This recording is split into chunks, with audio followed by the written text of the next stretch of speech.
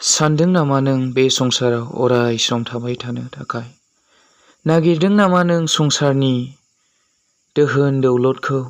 संसारनि दोहोन दौलत नागिरनायाव नों जिंगासिनानै दङ नामा? नाथाय नों बेखौ मिथिया नामा? नोंनि जिउआदि जिसु ख्रीष्टनिसो। नोंनि जिउआदि जिसु ख्रीष्टनिसो। जिसुआनो जादों इसोर। बे इसोरानो दिनै गावनो फैनानै क्रुसनि दंफाङाव बियो दिनै बुलि जाफैनो गोनां जाबाय।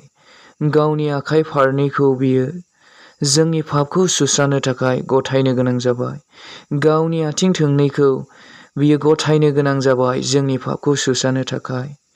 अब्ला नों मानो दिनै पापनि लामायाव थाबायदों? फैदो अनजाग्रा लोगोफोर, जिसुनि लामाजों जों थाबायदिनि, पापखौ एरखेनानै फै जों बिनियाव थादिनि।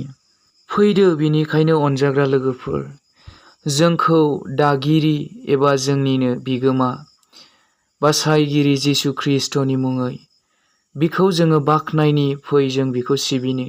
बिनि मुंखौ जों गोजौआव दिखोनि, फै अनजाग्रा लोगोफोर, आरो बिनि मुंखौ बे संसाराव फै जों फोसावलांनि आरो जों फोसावनि।